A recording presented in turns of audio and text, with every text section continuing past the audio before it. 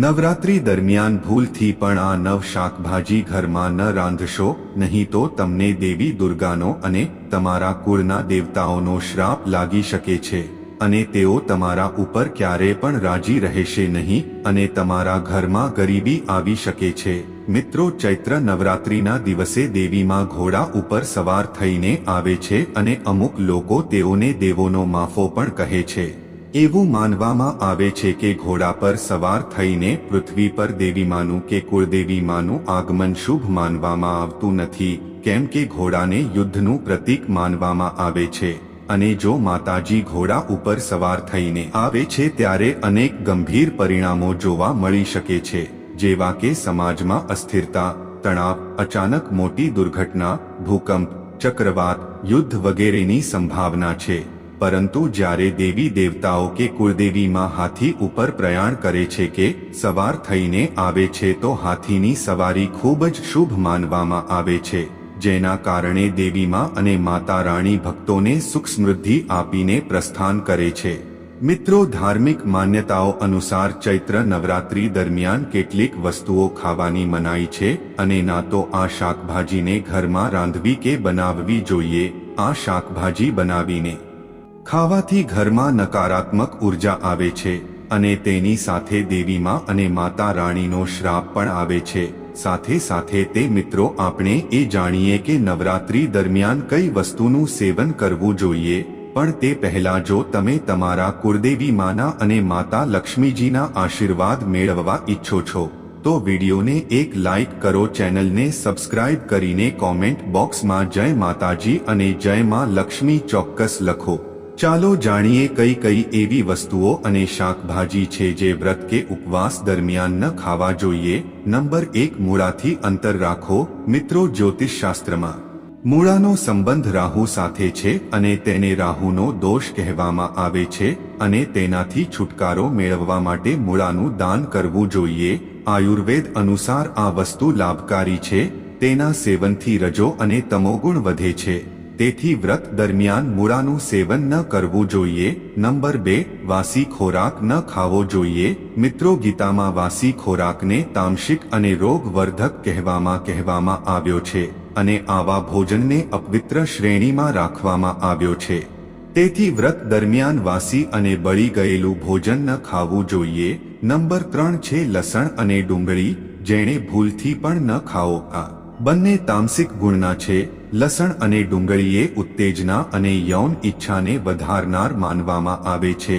આ સિવાય શાસ્ત્રોમાં તેને રાક્ષસી ખોરાક કહેવામાં આવ્યું છે અને તેની પણ ઉત્પત્તિ રાહુ અને કેતુથી થઈ હોવાનું કહેવાય છે, તેથી તેમાંથી ગંધ આવે છે અને પૂજામાં ઉપયોગમાં લેવાતા નથી। નંબર 4, માંસનું સેવન ન કરવું। નવરાત્રિના તહેવારમાં માંસાહારી ખોરાક ખાવાની મનાઈ માનવામાં આવે છે।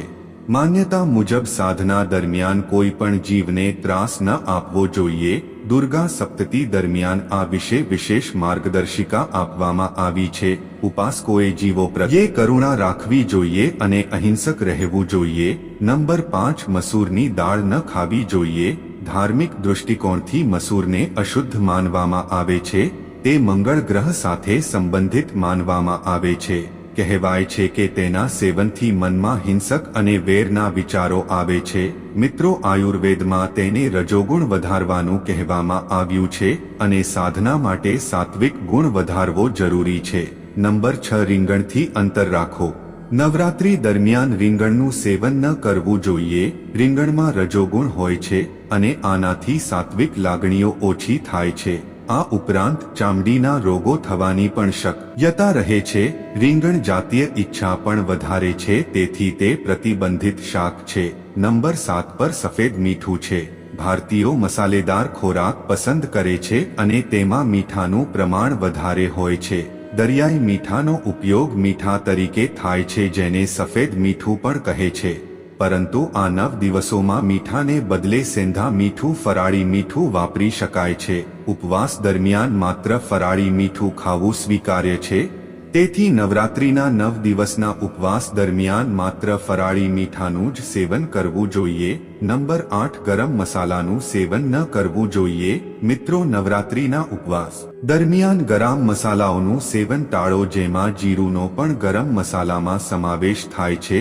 તેથી જીરાનો પાવડર પણ નવરાત્રિના દિવસોમાં ટાળવો જોઈએ.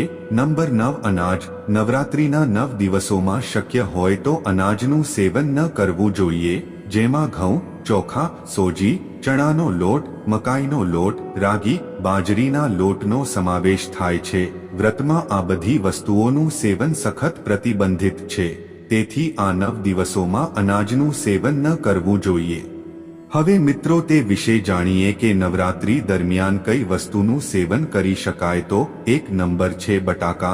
નવરાત્રી દરમિયાન મોટા ભાગના લોકો બટાકા ખાય છે. તમે બટાકાને બાફીને અને તેમાં ફરાળી મીઠું ઉમેરીને ખાઈ શકો છો. નવરાત્રીના ઉપવાસ દરમિયાન બટાકા ખાવાથી તમારું પેટ ભરેલું રહે છે અને બટાકામાં વધુ કાર્બોહાઈડ્રેટ અને પ્રોટીન હોય છે. તેથી ઉપાસકોએ બટાકા ખાવાથી તમને એનર્જી મળશે અને થાક અને નબળાઈ બિલકુલ પણ લાગશે નહીં. નંબર 2 શક્કરિયા. મિત્રો, શક્કરિયા બટાકાનું એક સ્વરૂપ છે, પણ તે સ્વાદમાં મીઠા હોય છે. અને જો તમે નવરાત્રી દરમિયાન ઉપવાસ કરતા હોવ તો શક્કરિયાનો પણ સમાવેશ કરી શકો છો. શક્કરિયા ખાવાથી vitamin C, vitamin B6, calcium અને પોટેશિયમ મળશે. આ ઉપવાસ પછી પણ તમને દિવસભર ઉર્જાવાન રાખશે. નંબર 3 આદુ. ઉપવાસમાં ઘણા લોકો માત્ર આદુની ચા પસંદ કરે છે. તેમના મગજમાં વારંવાર પ્રશ્ન આવે છે કે નવરાત્રિના ઉપવાસ દરમિયાન તમે આદુ ખાઈ શકો છો કે નહીં. તો જવાબ છે હા. નવરાત્રિના ઉપવાસ દરમિયાન તમે આદુને ચા કે શાક વગેરેમાં ભેળવીને ખાઈ શકો છો. 4 નંબર ગાજર. નવરાત્રિના ઉપવાસ દરમિયાન તમે ગાજર ખાઈ શકો છો. તમે તેને શાકભાજી તરીકે અથવા સલાડના રૂપમાં ખાઈ શકો છો. ગાજર પોષક તત્વોથી ભરપૂર હોય છે. આવી સ્થિતિમાં ઉપવાસના દિવસોમાં ગાજર ખાવાથી તમારા શરીરમાં પોષક તત્વોની ઉણપ નહીં થાય. 5 નંબર કાકડી. કાકડીમાં પુષ્કળ પ્રમાણમાં પાણી હોય છે.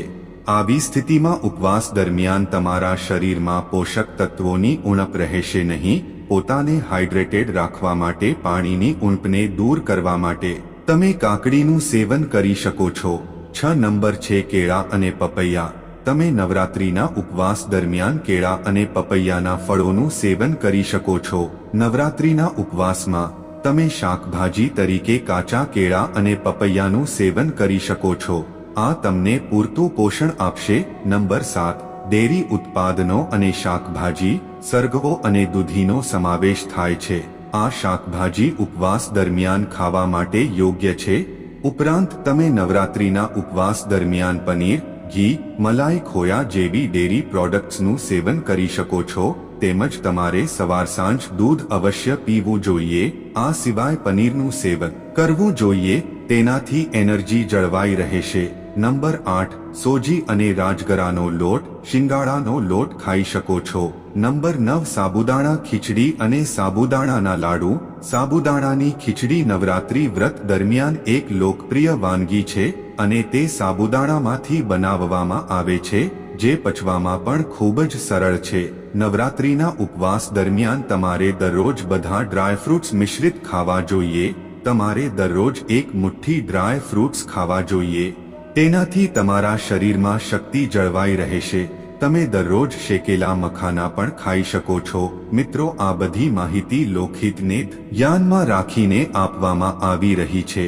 તેથી મિત્રો, તમારી ધર્મ પ્રત્યેની આસ્થા અને આસ્થા અનુસાર જ્યોતિષ ધર્મના ઉપાયોને ધ્યાનમાં રાખીને તમે ઉપવાસમાં આ બધી વસ્તુઓને અપનાવી શકો છો અને તમારા કુળદેવીમાં અને ઈષ્ટ દેવી દેવતાઓને પ્રસન્ન કરી શકો છો. તેમજ આજના વિડીયોનો હેતુ માત્ર તમને વધુ સારી સલાહ આપવાનો છે અને અમે આ બાબતે કોઈ પ્રકારનો દાવો કરતા નથી.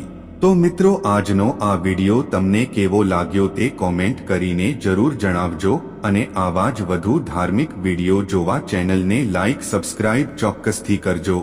તો મિત્રો ફરી મળીશું એક નવા વિડીયોમાં. ત્યાં સુધી આપ સૌ સર્વ કુશળ મંગળ રહો. તેમજ માતાજી અને આપ સૌના કુળદેવી દેવતાઓ અને ઇષ્ટ દેવી દેવતાઓની કૃપા દ્રષ્ટિ આપણા સૌ ઉપર બની રહે તે માટે મિત્રો નમ્રતાથી વિનંતી છે કે કોમેન્ટ બોક્સમાં તમારા ઇષ્ટદેવી દેવતાઓ કે કુળદેવી દેવતાઓનું નામ એકવાર સાચા હૃદયભાવથી ચોક્કસથી લખજો, જેથી કરીને તેમની કૃપા દ્રષ્ટિ આપણા સૌ ઉપર હંમેશા બની રહે. જય માતાજી. હર હર મહાદેવ.